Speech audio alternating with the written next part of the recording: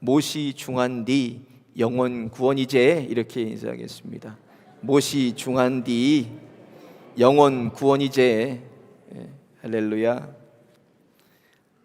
세상을 살아가는 모든 사람들의 공통점이 있다면 모든 사람들이 문제를 가지고 살아간다는 것입니다. 사람들과 만나서 인사하고 한 5분, 10분 이렇게 얘기하다 보면은 일의 이 대화의 중심에 무엇이 있습니까? 늘 문제들이 있어요. 자녀의 문제, 가정의 문제, 남편의 문제, 아내의 문제, 직장의 문제, 또 건강의 문제, 신분의 문제, 신앙생활의 문제 속에서 우리가 살아가고 있습니다. 그래서 옛말에는 천석지기는 천가지 걱정을, 만석지기는 만가지 걱정이라 그랬어요. 많이 가진다 그래서 다 소유한다 그래서 걱정이 없는 것이 아니라 더 걱정이 많다는 얘기입니다. 그러나 하나님께서는 모든 문제들 속에서 항상 자녀들에게는 피할 길을 내십니다. 그래서 고린도전서 10장 13절에 사람이 감당할 시험 밖에는 너에게 당한 것이 없나니 오직 하나님은 미쁘사 너희를 감당치 못할 시험 당함을 허락지 아니하시고 시험 당할 즈음에 또한 피할 길을 내사 너희로 능히 감당케 하시느니라 그랬어요. 하나님은 하나님의 자녀가 망하고 실패하고 안되고 좌절하고 천덕꾸러기 같이 사는 것을 원하지를 않으십니다. 그래서 항상 피할 길을 내주시는데 그 피할 길이 무엇인가? 바로 회개입니다. 여러분과 제가 회개하는 순간 하나님의 능력이 즉시 임하시고, 여러분과 제가 돌이키는 순간 놀라운 회복이 있고, 회개하는 순간 죄의 결박에서 끊어지고, 회개하는 순간 사단마귀 귀신이 권세가 떠나가고 슬피 울며 이를 갈 것입니다. 더 늦기 전에 회개하시기 바랍니다. 가던 길에서 돌이켜서 그 길을 완전히 정리하고 청산해서 급진적으로 하나님께 돌아가시기를 예수님의 이름으로 축원드립니다. 회개만이 우리 영혼이 살 길이에요. 회개해서 내 영혼만 살아나면 모든 것이 그냥 다 잘 되게 되어 있습니다. 그래서 요한삼서 1장 2절에 사랑하는 자여 내 영혼이 잘됨 같이 내가 범사에 잘되고 강건하기를 내가 간구하노라 그랬어요. 영혼의 문제만 해결된다면 범사가 잘되고 강건하고 모든 것이 잘 된다는 거예요. 본질은 영혼에 있다는 것입니다. 내가 회개하기만 하면 모든 상황이 역전되고, 내가 회개하기만 하면 인생의 바닥에서도 벌떡 일어서게 되고, 내가 회개하기만 하면 깨어졌던 관계가 회복되고 집 나갔던 자녀들이 돌아오고, 내가 회개의 무릎을 꿇으면 하늘의 문이 열리고 하나님이 일하실 것입니다. 늦었다고 생각하는 회개가 가장 빠른 회개입니다. 디모데전서 2장 4절에 보면 하나님은 모든 사람이 구원받으며 진리를 아는 데 이르기를 원하시느니라 그랬습니다. 이것은 세상의 모든 사람이 아닙니다. 하나님께서 구원하시기로 예정하시고 하나님께서 작정하신 그 사람들만이 구원받는다는 것입니다. 저와 같은 목사들도 말씀을 증거할 때 크게 착각하고 오류를 범하는 것이 있어요. 어떤 오류를 범하고 우리가 착각을 하나? 모든 성도들이 다 구원받았다고 전제하고 설교를 합니다. 저 역시 모든 성도들과 다 함께 손잡고 천국 가는 거 제 꿈입니다. 그래서 늘 그거 생각하고 고민하고 몸부림치고 있지만, 예수님 때도 초대교회 때도 성경에 기록된 그대로를 봐서도 모든 사람이 구원받은 것이 아닙니다. 좁은 길을 가고 좁은 문을 통과하고 곧 하나님의 예정 안에 있는 자가 구원받는 것입니다. 예수님의 마지막 유언이기도 하고 저와 여러분 또 우리 실로암 교회가 감당해야 될 가장 우선순위가 무엇인가? 영혼을 구원하는 일이라는 거예요. 우리의 전부를 들여서도, 우리 내 목숨을 내놓고서라도 우리가 반드시 지켜야 될 사명입니다. 전 세계에 코로나 팬데믹이 강타한 지 벌써 1년 6개월 됐습니다. 이 1년 6개월이 지나도 아직도 끝나지 않는 싸움을 싸우고 있어요. 목사로서 그런데 가장 힘든 것이 무엇인가? 어려운 것이 무엇인가? 예수님의 핏값으로 세우신 이 교회가 이것을 견디지 못하고 문을 닫았다는 소식입니다. 이것이 가장 마음이 아파요.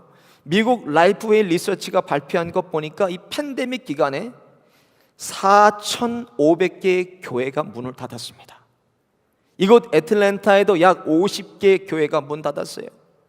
또 churchanswers.com 보니까 코로나 팬데믹에 문 닫은 교회에 뚜렷한 특징이 있다는 거예요. 거기서 몇 가지를 얘기했는데 제가 5가지만 소개하겠습니다. 먼저 교인들의 연령대가 높은 교회가 문을 닫았습니다. 코로나 팬데믹 오면서 문 닫은 교회 성도의 절반이 70세 이상이었다는 거예요. 두 번째로 내부에 분열이 있던 교회가 문을 닫았습니다. 교회의 분열로 출석이 감소하던 상황에서 교회가 어려움을 겪었을 때 이것이 완전히 무너져 버렸다는 거예요. 세 번째로 목사의 교체가 잦은 교회들이 문을 닫았습니다. 2년마다 4년마다 목회자를 사임시키는 그런 교회가 없어졌다는 것입니다. 네 번째로 개척한 지 얼마 되지 않은 교회들이 문을 닫았다고 합니다. 다 어려우니까 교인들이 헌금 생활 안 합니다. 그리고 교회를 나오지를 않아요. 그렇다 보니까 임대를 연장할 수가 없어서 교회가 문을 닫았다고 합니다. 다섯 번째로 변화에 뒤처진 교회들이 문을 닫았습니다. 최근 교회 주의 지역사회의 흐름을 읽지 못하고 현대 교회의 변화의 흐름을 타지 못한 과거에 머물러 있는 교회들이 문을 닫았다는 것입니다. 코로나 팬데믹 통해서 우리는 하나님의 시험대에 우리가 올려져 있습니다. 이것을 통해서 하나님께서 저와 우리 실로암 교회와 우리 성도들의 믿음을 시험하실 것입니다. 내가 누구를 믿는가? 그리고 내가 진짜 예수를 믿는지, 아니면 믿는다고 하지만 내가 불신자와 같은 사람이 아닌지, 이 시간들을 통해서 우리 자신들을 시험하고 점검하실 것입니다. 하나님 앞에 날마다 점검하고 또 검증해서 이 시험을 넉넉히 통과하시고 하나님께서 원하시는 믿음의 장성한 분량에까지 저와 여러분이 이르시기를 예수님의 이름으로 축원드립니다. 오늘 본문 말씀은 예수님께서 사마리아를 통과하실 때 수가성의 한 동네에서 한 여인을 만나십니다.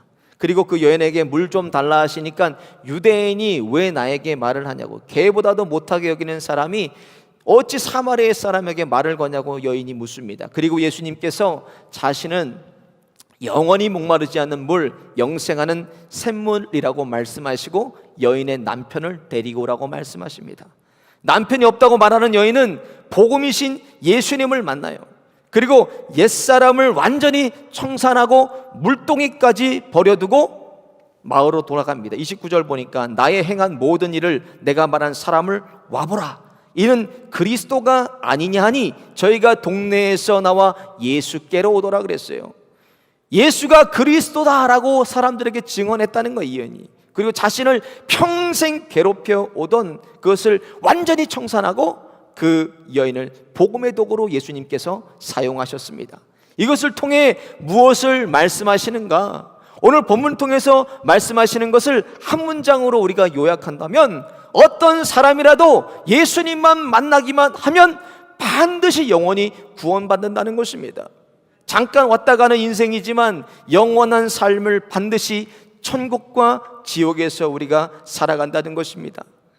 나도 이 여인처럼 예수님을 만나서 죄에서 돌이키고 다 버리고 청산하고 다 정리해서 내가 예수님께 전향했는지, 그래서 내 영혼을 구원받았는지, 그 구원의 진리에 대해서 하나님의 마음을 증거하겠습니다. 먼저 구원은 예수님을 만나야 받습니다.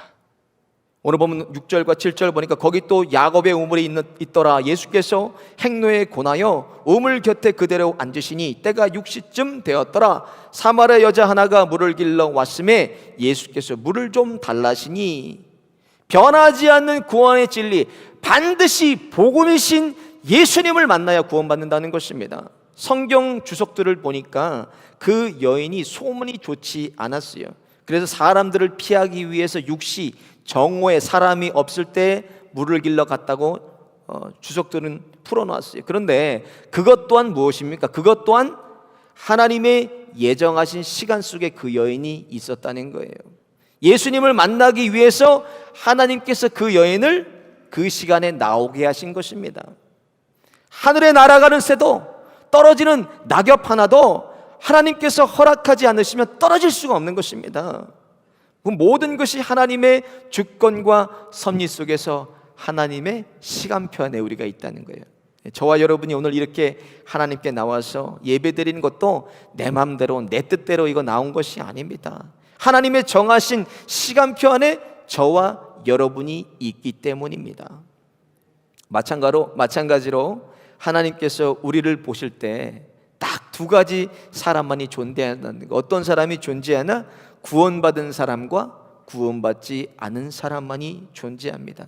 그렇다면 왜 구원받지 않은 사람들은 예수님 안 믿고 또 믿다가도 왜 예수님 떠날까? 왜 그렇습니까? 가장 큰 이유가 무엇인가 고민해 봤어요. 가장 큰 이유는 불못, 구더기도 죽지 않고 불도 꺼지지 않고 사람마다 불로 소금치듯 하는 이 불구덩이 지옥을 믿지 않기 때문에 그렇습니다.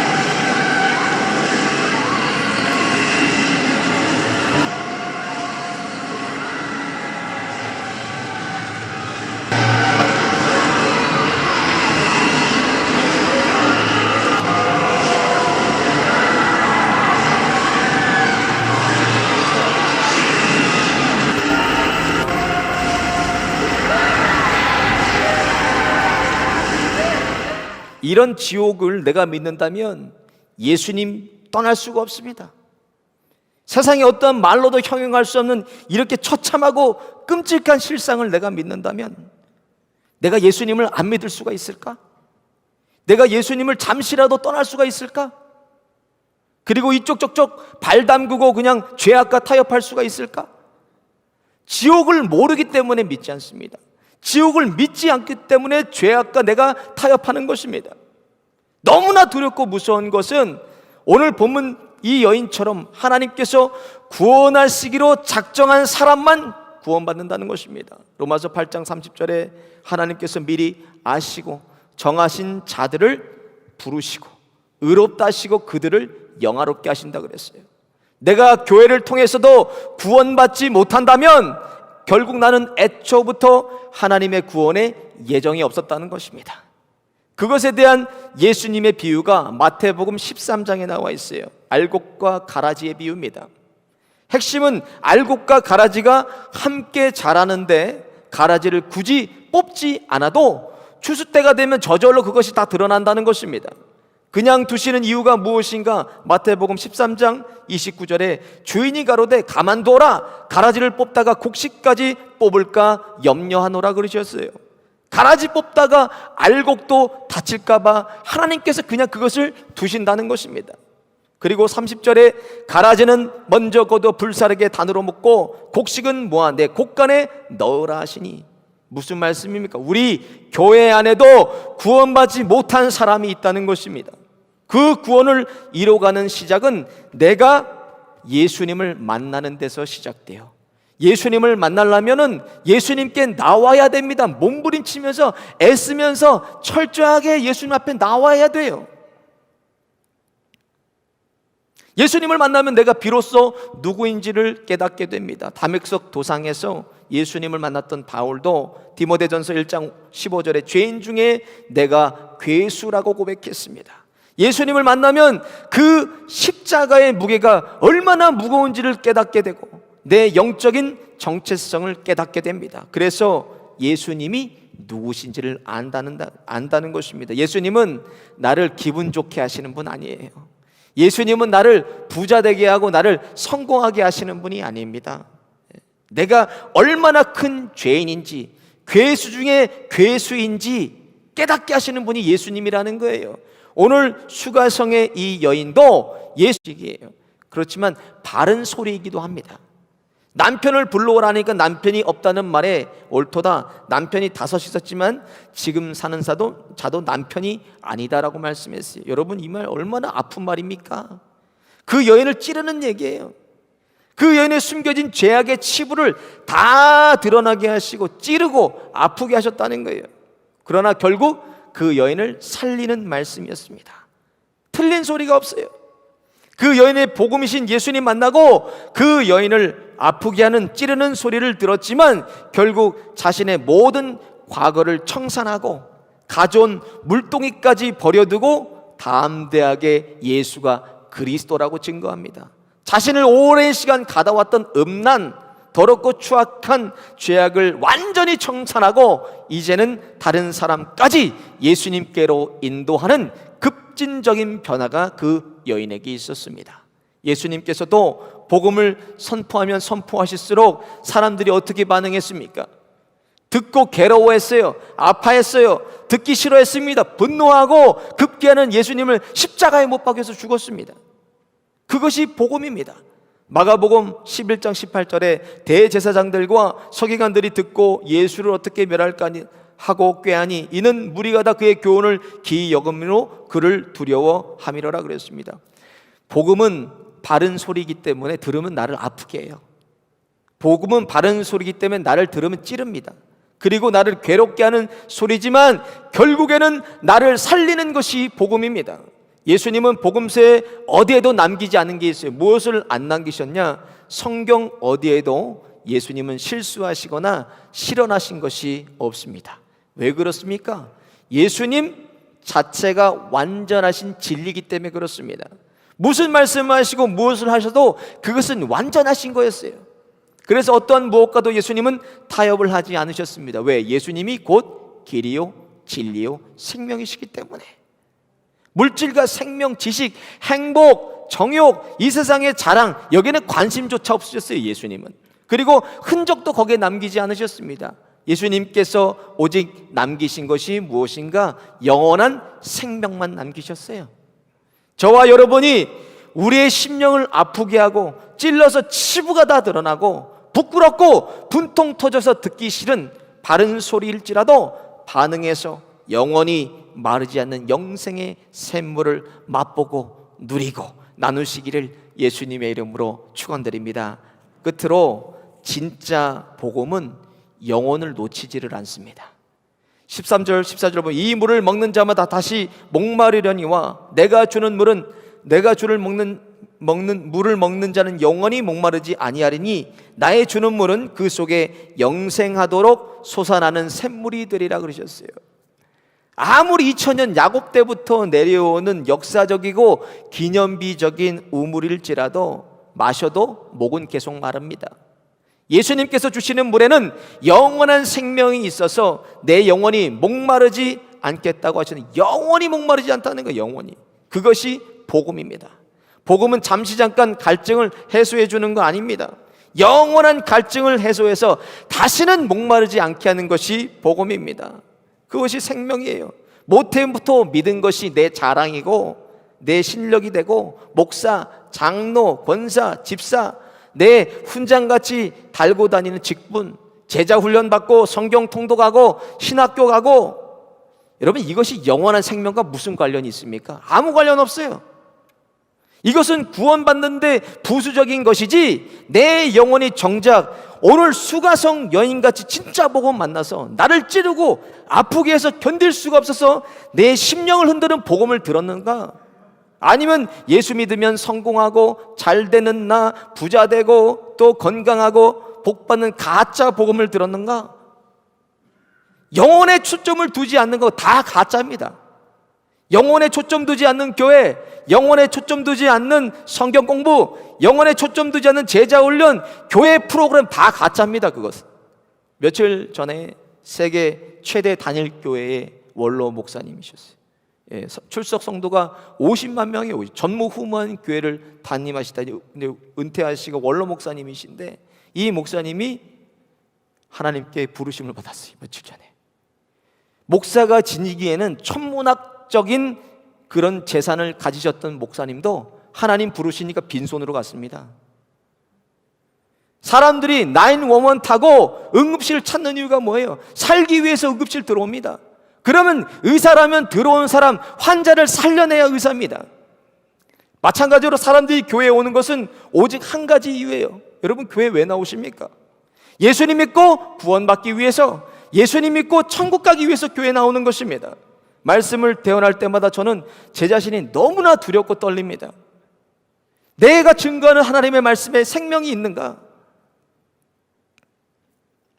그 말씀에 복음이 있어서 하나님의 능력으로 생명을 내가 살려낼 수 있는가?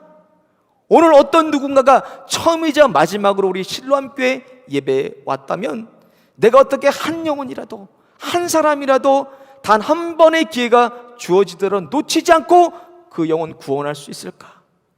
저는 정말 그것이 두렵고 떨립니다. 제가 사역을 시작한 지 한 22년이 됐어요. 22년 동안 늘 주일 저녁만 되면 마음이 늘 불편하고 마음이 늘 무겁습니다.